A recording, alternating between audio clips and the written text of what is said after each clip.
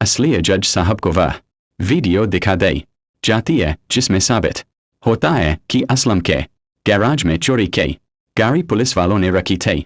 जज साहब तुरंत संभाल और पिया को बुलाते हैं और असलम को जेल से रिहा करने का आदेश दे देते हैं। वहीं पुलिस अफसर बाबर को जेल की सजा सुनाई जाती है।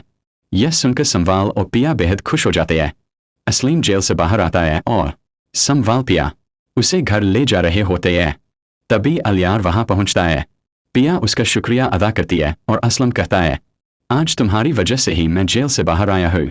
अलियार पिया से कहता है, मुझे दाऊद की असलियत पता चल चुकी है, प्लीज मुझे माफ कर दो।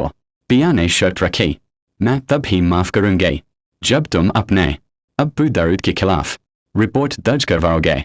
अलियार संभाल और पिया के साथ पुलिस स्टेशन जाता है और अपने पिता दाऊद के खिलाफ रिपोर्ट दर्ज कराता है। पुलिस तुरंत कार्रवाई करती है और दाऊद को गिरफ्तार कर लिया जाता है। कोर्ट में उसे 10 साल की सजा मिलती है। इसके बाद अलियार अपनी अम्मी के साथ पिया के घर रिश्ता मांगने आता है। पिया की मम्मी असलम साहब को बुलाती है। असलम आते हैं और अलियार अपने पिता के लिए माफ़ी मांगता है।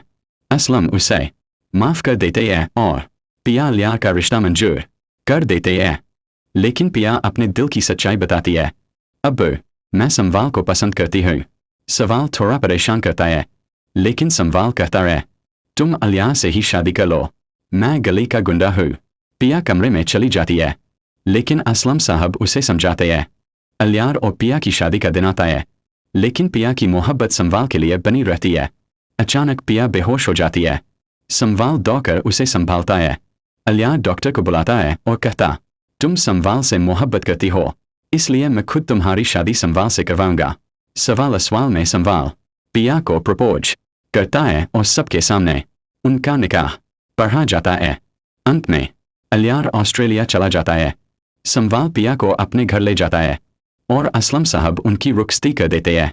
अगर आपने हमारे चैनल को सब्सक्राइब नहीं किया तो आप इस ड्रामे का ये रोमांचक एंड कभी नहीं जान पाएंगे।